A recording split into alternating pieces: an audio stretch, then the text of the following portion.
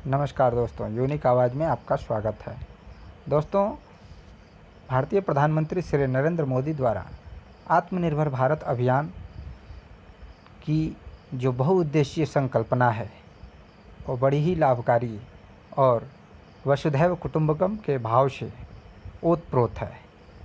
इसे पूरी तरह से विधिवत जानने के लिए आप पूरा वीडियो ज़रूर देखें और आप जानें कि आत्मनिर्भर भारत अभियान क्या है और कैसे इससे भारत आत्मनिर्भर सेल्फ रिलायंस बन सकता है और इससे विश्व की बिरादरी में भारत का अहम योगदान कैसे होगा, किस प्रकार होगा। तो सबसे पहले आत्मनिर्भर भारत अभियान चर्चा में क्यों है, तो चले हम जान लें। भारतीय प्रधानमंत्री द्वारा कोविड-19 महामारी के दौरान देश को संबोधित करते हुए आत्मनिर्भर भारत अभियान की चर्चा की गई तथा आर्थिक प्रोत्साहन पैकेज की घोषणा की गई।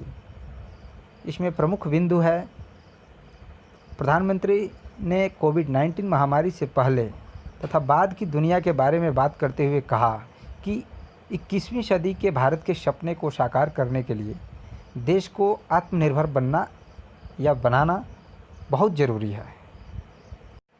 प्रधानमंत्री ने इस बात पर बल दिया कि भारत को कोविड-19 महामारी संकट को एक अवसर के रूप में देखना चाहिए। आत्मनिर्भर भारत क्या है? वर्तमान वैश्वीकरण के युग में आत्मनिर्भरता सेल्फ रिलायंस की परिभाषा में बदलाव आया है। आत्मनिर्भरता यानी सेल्फ रिलायंस आत्मकेंद्रित सेल्फ सेंटर्ड से अलग है। भारत वसुधैव कुटुंबकम की संकल्पना में विश्वास करता है। चूँकि भारत दुनिया का ही एक हिस्सा है, अतः भारत प्रगति करता है तो ऐसा करके वह दुनिया की प्रगति में भी योगदान देता है। आत्मनिर्भर भारत के निर्माण में वैश्वीकरण का बहिष्करण नहीं किया जाएगा, अपितु दुनिया के विकास में मदद की जाएगी। इस मिशन के दो प्रमुख चरण हैं। प्रथम चरण में इसमें चिकित्सा, वस्त्र, इलेक्ट्रॉनिक्स, प्लास्टिक, खिलौने जैसे क्षेत्रों को प्रोत्साहित किया जाएगा ताकि स्थानीय विनिर्माण और निर्यात को बढ़ावा दिया जा सके। द्वितीय चरण यानी सेकेंड स्टेज में रत्न एवं आभूषण, फार्मा, स्टील जैसे क्षेत्रों को प्रोत्साहित किया जाएगा। आत्मनिर्भर भारत के 5 स्तंभ हैं। सर्वप्रथम है इकोनॉमी यानी अर्थव्यवस्था, जो वृद्धिशील परिवर्तन इंक्रीमेंटल चेंज के स्थान पर बड़ी उछाल क्वांटम जंप पर आधारित होगी। दूसरा होगा इंफ्रास्ट्रक्चर यानी अवसंरचना, ऐसी अवसंरचना जो आधुनिक भारत की पहचान बने। तीसरा होगा प्रौद्योगिकी टेक्नोलॉजी, 21वीं सदी प्रौद्योगिकी संचालित व्यवस्था पर आधारित प्रणाली होगी। चौथा गतिशील जनसांख्यिकी वाइब्रेंट डेमोग्राफी, जो आत्मनिर्भर भारत के लिए ऊर्जा का स्रोत है। पांचवा और अंतिम है मांग यानी डिमांड, भारत की मांग और आपूर्ति श्रृंखला की पूरी क्षमता का उपयोग किया जाना चाहिए। आत्मनिर्भर भारत के लिए आर्थिक प्रोत्साहन। प्रधानमंत्री ने आत्मनिर्भर भारत निर्माण की दिशा में विशेष आर्थिक पैकेज की घोषणा की है। यह पैकेज कोविड-19 महामारी की दिशा में सरकार द्वारा की गई पूर्व घोषणाओं तथा आरबीआई द्वारा लिए गए निर्णयों को मिलाकर 20 लाख करोड़ रुपए का है, जो भारत की सकल घरेलू उत्पाद ग्रॉस डोमेस्टिक प्रोडक्ट यानी जीडीपी के लगभग 10% के बराबर है। पैकेज में भूमि, श्रम, तरलता और कानूनों यानी land, labour, liquidity and laws पर ध्यान केंद्रित किया जाएगा। आर्थिक पैकेज का विश्लेषण। दोस्तों, हम आर्थिक पैकेज का विश्लेषण कर लें। घोषित किया गया पैकेज वास्तविकता में घोषित मूल्य से बहुत कम माना जा रहा है, क्योंकि इसमें सरकार के राजकोषीय पैकेज के हिस्से के रूप में आरबीआई द्वारा पूर्व में की गई घोषणाओं को भी शामिल किया गया है। सरकार द्वारा पैकेज के तहत घोषित प्रत्यक्ष उपायों में सब्सिडी, प्रत्यक्ष लाभ हस्तांतरण, वेतन का भुगतान आदि शामिल होते हैं, जिसका लाभ वास्तविक लाभार्थी को सीधे प्राप्त होता है, परंतु सरकार द्वारा की जाने वाली अप्रत्यक्ष सहायता जैसे भारतीय रिजर्व बैंक के ऋण सुगमता उपायों का लाभ सीधे लाभार्थी तक नहीं पहुंच पाता है। आरबीआई द्वारा दी जाने वाली सहायता को बैंक ऋण देने के बजाय पुनः आरबीआई के पास सुरक्षित रख सकते हैं। हाल ही में भारतीय बैंकों ने केंद्रीय बैंक में 8.5 लाख करोड़ रुपए जमा किए हैं। इस प्रकार घोषित राशि जीडीपी के 10% होने के बावजूद जीडीपी के 5% से भी कम राशि प्रत्यक्ष रूप में लोगों तक होने की उम्मीद है। सूक्ष्म, लघु एवं मध्यम उद्योग के लिए credit guarantee, micro, small and medium enterprises यानी एमएसएमईज। हाल ही में एमएसएमईज तथा अन्य क्षेत्रों के लिए सरकार द्वारा विभिन्न क्रेडिट गारंटी योजनाओं की घोषणा की गई। क्रेडिट गारंटी क्या है?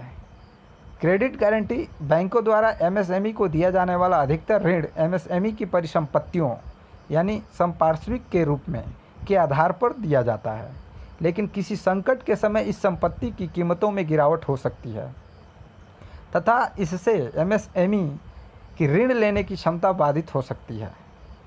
अर्थात किसी संकट के समय परिसंपत्तियों की कीमतों में गिरावट होने से बैंक इन उद्यमों की ऋण देना कम कर देते हैं।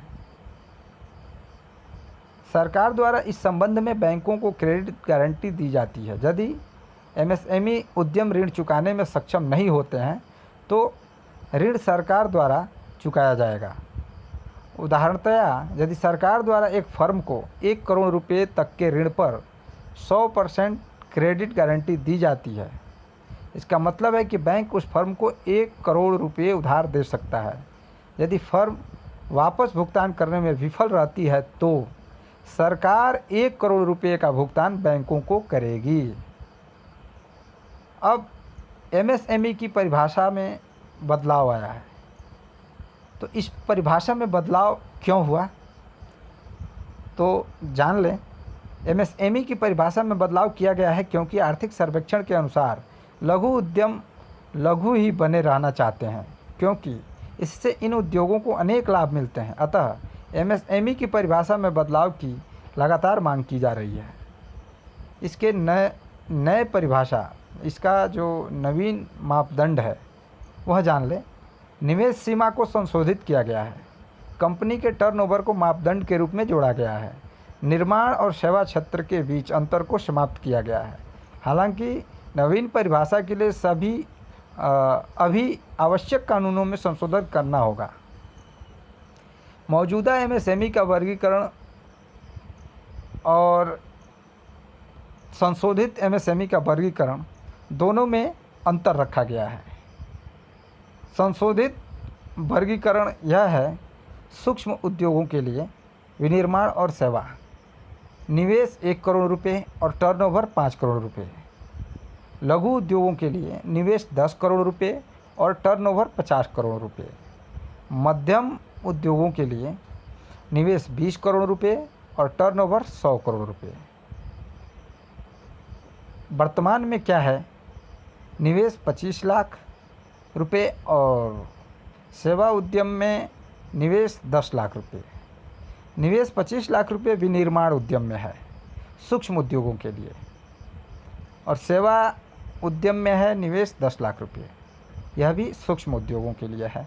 लघु उद्योगों जो विनिर्माण क्षेत्र में है उसमें निवेश 5 करोड़ रुपये है और सेवा उद्यम में निवेश 2 करोड़ रुपये है लघु उद्योग में। मध्यम उद्योग में विनिर्माण उद्यम क्षेत्र में निवेश 10 करोड़ रुपये और सेवा उद्यम में निवेश 5 करोड़ रुपये। तो ये रही हालिया जानकारी। अब नवीन परिभाषा की आलोचना हो रही है। एमएसएमई की नवीन परिभाषा से उद्यमों को उनके आकार के कारण प्राप्त होने वाले लाभ संबंधी समस्या का समाधान संभव हो पाएगा। हालांकि इस बदलाव की आलोचना की जा रही है क्योंकि नवीन एमएसएमई की परिभाषा वैश्विक स्तर के अनुसार होनी चाहिए। नवीन परिभाषा में 5 करोड़ रुपये तक के टर्नओवर वाली कंपनियों को लघु माना जाएगा, परंतु वैश्विक स्तर पर 75 करोड़ रुपये तक के टर्नओवर वाले उद्यमों को लघु माना जाता है। ऐसी आलोचना हो रही हैं।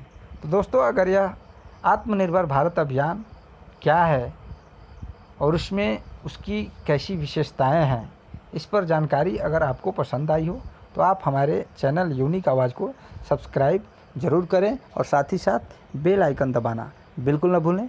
धन्यवाद दोस्तों, आप बने रहें हमारे साथ। हम फिर हाजिर होंगे इस तरह की उपयोगी और लाभकारी जानकारियों के साथ। तब तक के लिए दीजिए इजाज़त। नमस्कार।